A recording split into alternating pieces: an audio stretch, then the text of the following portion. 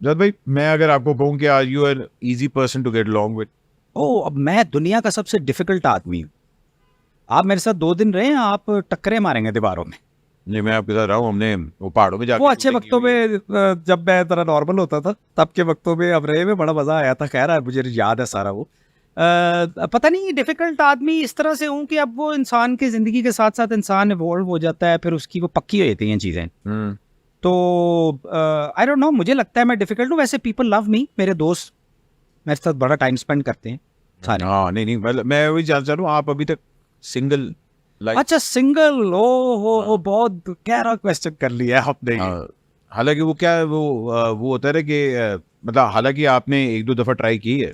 यार मैं आपको इसका सिंपल सा रूल बता देता हूँ। ये आप, मुझे समझ आ गई आप क्या पूछ रहे हैं। मैंने ज़िंदगी में, ऑफ कोर्स मैं एक नहायत रोमांटिक आदमी हूँ, और आई लव लव। सो मैंने ज़िंदगी में एक शादी की और बड़ी कोशिश की कि चले। कुछ वजूहत थी जिसकी बिना पे नहीं चली। जब नहीं आप एक दूसरे के लिए बने होते तो नहीं चलती। और 4 साल चली और उसके बाद डिवोर्स हो गई। उसके बाद कुछ अर्सा तो मैंने कहा कि यार अब अकेले बड़ा मज़ा आ रहा है। हाँ। तो मैंने एंजॉय किया ज़िंदगी को, और कुछ साल मैं एंजॉय करता रहा और फिर आदत हो गई। इतना मज़ा आ रहा है। तो मैं कहता हूँ कि यार, एक तो बेचारी लड़की आएगी जो भी होगी, और एक तो मुझे बर्दाश्त करे, पहली बात। उस लड़की को गोल्ड मेडल है। दूसरी बात ये कि फिर पता नहीं चूं चूं करेगी, तंग करेगी। लेकिन ये खैर मैं मजाक कर रहा हूँ, ऐसी बात नहीं है। मैं ये तो नहीं कि I am looking to get married या I am looking for a relationship. I am not, I am good. लेकिन मैंने वो दरवाज़ा खोल दिया हुआ है हाँ, हवा आने के लिए। कि if somebody is there। I am open to it. Okay. अगर कोई किसी लड़की को मेरे से प्यार हो जाता है और मुझे भी उससे प्यार हो जाता है, और उस बेचारी का बिल्कुल ही दिमाग ख़राब हो जाता है और वो कहती है कि मैंने शादी करनी है, तो मैं कर लूँगा। हाँ हाँ। मुझे ऑनेस्टली बताएं कि लाहौर वापस आने का, ये भी कई लोग हमारे, क्योंकि कॉमन फ्रेंड्स वो कहते हैं कि यार जवाद का टेम्परामेंट नहीं है कराची वाली लाइफस्टाइल का। ऐसा बिल्कुल भी नहीं है। ये गलत मेरे बारे में सोचते हैं लोग। I love Karachi. ये बड़ी अजीब बात है, लाहौर के लोगों को आमतौर पे कराची नहीं पसंद होता। हाँ, क्योंकि लेट बैक है मैं हम 2 साल रहा हूँ कराची में। I love Karachi. और अब मेरे सारे दोस्त ही वहाँ पे हैं सारे। मुझे एहसन वापस आ गए। हसन आ गया वापस, लेकिन काम वो कराची में ही कर रहा है। हाँ, काम उधर ही। I love Karachi. और लेकिन ये है कि लाहौर मुझे पसंद बड़ा है।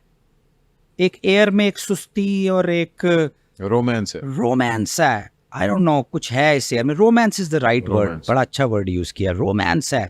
Karachi is a great city. I love it. और मुझे कोई मसला नहीं है, मैं किसी भी वक्त कराची में भी रह सकता हूँ। लेकिन लाहौर में बड़ा मजा आ रहा है। क्या करना है कराची जाके? कराची जा क्या कर रहे हैं? आजकल नए ड्रामे देख रहे हैं जो बन रहे हैं? थोड़े बहुत देखे हैं, कोई ज्यादा नहीं। मेरा असल में ड्रामा माइंडसेट से मैं अब निकल गया हूँ। मेरा थोड़ा सा फिल्म वाला माइंडसेट है। ड्रामा एक खास किस्म का बनता है पाकिस्तान में, जो बड़ा अच्छा है। ये नहीं कि वो अच्छा नहीं है, अच्छा है। हमारा हमारा हमें शायद ना वो क्लिक करता हो उस तरह से, लेकिन पब्लिक को क्लिक कर रहा है। लोगों को वो चाहिए होता है, पूरी दुनिया में करता है क्लिक। इतने ज्यादा नहीं देखता, लेकिन आई नो क्या हो रहा है। आप देखें ना, नए नए अब मतलब जिस तरह काबली पुलाव आ गया, खई हो गया, ये बड़े ऑड ड्रामे हैं। ये आप एक्सपेक्ट नहीं कर रहे थे कि इस तरह के सब्जेक्ट्स के मतलब वो सास बहू वाला जो कॉन्सेप्ट है वो तो है, मतलब चल रहा है, मगर ये बड़े अजीब अजीब ड्रामे हैं ऑड ऑड मतलब टॉपिक्स पे। अभी एक था स्टैंड अप गर्ल, मेरा ख्याल है ज़ारा नूर अब्बास का। हाँ हाँ, सुना है मैंने। कहते सुहेल अहमद साहब भी थे उसमें। तो मतलब वो पांडव की फैमिली है, उनके ऊपर ड्रामा है।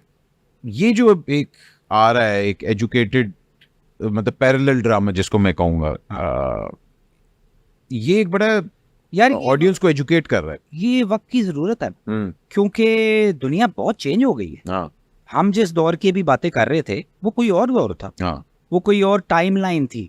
The timeline has shift. हमें सबको उस दौर के, उस जनरेशन के जितने भी लोग हैं, उनको ये बात अब रियलाइज कर लेनी चाहिए। मैंने तो कर ली रियलाइज। मैंने ब्रेक लेने की ये भी वजह थी कि मुझे समझ आना बंद हो गया था, क्योंकि हम जिस टाइमलाइन पे चल रहे थे, टाइमलाइन यकदम चेंज हो गई। स्मार्टफोन्स आ गए, यूट्यूब आ गया, ये चीज़ें आ गई। तो मुझे समझ नहीं आया कि यार मुझे अब इसमें मैं कौन हूँ इसमें, या मुझे क्या पार्ट प्ले करना है अब इसमें, इस सारी टाइमलाइन में। तो द टाइमलाइन हैज़ चेंज और अब एक्सप्लोर हो रही है ये नई टाइमलाइन। तो इसमें ड्रामे वाले भी तो एक्सप्लोर करेंगे ना, तो वो अब कर रहे हैं एक्सप्लोर, विच इज़ गुड। नए एक्टर्स में से आपको कौन आपके रेडार पे है? हाँ, नए एक्टर्स, फीमेल मेल दोनों में से? नए एक्टर्स में I like Iqra Aziz, she is good. और सारे ही अच्छे हैं वैसे तो। इकरा अजीज इज़ गुड, मुझे उसका आई डोंट नो, उसके अंदर कोई मैंने कुछ काम देखे हैं, सारे ही अच्छे हैं। Hania is good, Iqra Aziz is good. Male में से यार मुझे असल में नाम भूल जाते हैं, मैं गलत नाम नहीं लेना चाह रहा, इसलिए मैं आप मॉडल बताएं, मैं आपको बता दूंगा उसका मेक क्या है। ओह यार, तीन डब खड़ब्बा नहीं, अच्छा है, अच्छे हैं। नए का ये नहीं है कि अच्छे नहीं हैं, लेकिन ये अगेन नए वाले लोगों के लिए ये बड़ा चैलेंज है कि उन्होंने अब अपना मार्क बनाने के लिए, मसला ये होता है कि अब बहुत काम करना पड़ता है। क्योंकि आपकी एक चीज़ हिट हुई है ना, तो वो थोड़े ही दिनों के बाद वो कंट्रोल में नहीं रहती, वो गायब हो जाती, तो फिर आपको दूसरी चीज़ फ़ौरन करनी पड़ती है। तो मेरा ख्याल है बड़े चैलेंज में ये लोग काम कर रहे हैं, बड़ा मुश्किल काम है जो ये लोग कर रहे हैं। मुझे बताएं कि जो इंशाल्लाह आपका कमबैक होना है, वो कमबैक आप अपनी टर्म्स पे करना चाहेंगे फिल्म के ऊपर स्पेशली, क्योंकि आपने इक्का दुक्का फिल्में की थी जो कि कमर्शियली इतना नहीं हुई। ऑफ कोर्स नहीं हुई, फ्लॉप हुई, सादा लफ्जों में बता देता हूँ तुझे। हाँ, इतने की टेंशन ले रहा है। नहीं चली यार। अब अगर आप फिल्म बनाते हैं तो क्या मैं आपको सिंपल बात बताता हूँ। मैंने जब फिल्म बनाई थी ना, काफ़ी साल हो गए इस बात को, उस वक्त मेरा ये ख्याल था कि मैं बहुत बड़ा सूरमा हूँ और मेरे से बड़ा डायरेक्टर ही कोई नहीं इस दुनिया में, और मैंने अन्नेवाह फिल्म बना दी। अच्छी फिल्म नहीं बनाई मैंने। लोग मुझे बहुत कहते हैं कि नहीं यार, आपके प्रोड्यूसर अच्छे नहीं थे, आपको लोगों ने बहुत तंग किया, आपके डिस्ट्रीब्यूटर ने फलां किया, आपके फलाने ने फलां किया। मैं कहता हूँ यार, वो किया होगा सबने, उसमें मसले हुए होंगे, फिल्म में लोगों ने गड़बड़ें की होंगी, लेकिन at the end of the day कसूर किसका है? जवाद बशीर का, क्योंकि उस फिल्म के ऊपर लिखा हुआ है फिल्म बाय जवाद बशीर। तो मेरा ही कसूर है। अगर कोई कुछ कर रहा था तो मेरे पास बहुत से तरीके थे, बहरहाल बहुत कुछ था। तो बेसिक जो मैंने रियलाइज़ किया आफ्टर, जब फिल्म नहीं चली और मुझे समझ आई कि अच्छा यार ये तो नहीं चली, तो मैंने ये नहीं देखा कि बाकी लोगों ने इसमें क्या गंद मारा। मैंने कहा कि बाकी लोगों का बाकी लोगों के साथ हिसाब है, जवाद बशीर ने इसमें क्या गंद मारा। तो मैंने लिस्ट बनाई पूरी के क्या क्या प्रॉब्लम्स हैं। वो प्रॉब्लम्स मेरी लर्निंग की थी। जब आप इतना बड़ा काम करते हैं ना, फिल्म एक बड़ा काम है, तो आपके पास पूरा नॉलेज, पूरी लर्निंग होनी चाहिए वो एज ए डायरेक्टर। मेरी लर्निंग में कमी थी, तो मैंने कहा ओके, अब कम से कम 5 साल मैंने फिल्म नहीं बनानी, और मैंने जो चीज़ें मैंने मार्क की हैं कि ये इसमें मैं कमज़ोर हूँ अपनी लर्निंग में, मैंने वो सीखनी है। फिर मैंने वो सीखी, अब मैंने वो सीख ली हैं। अब मैं जब फिल्म बनाऊंगा, it will be a better film. I am not saying that it's gonna be a blockbuster, या आई डोंट नो मैं कोई हॉलीवुड के लेवल का काम कर लूँगा, I don't know, but it's definitely gonna be a better film, because मैं अब पहले से ज़्यादा जानता हूँ। आपको लगता है कि जवाद बशीर जो 15 साल पहले वाला था, वो जवाद बशीर अगर आज वाले जवाद बशीर को मिले तो आप पहचानने का ही नहीं।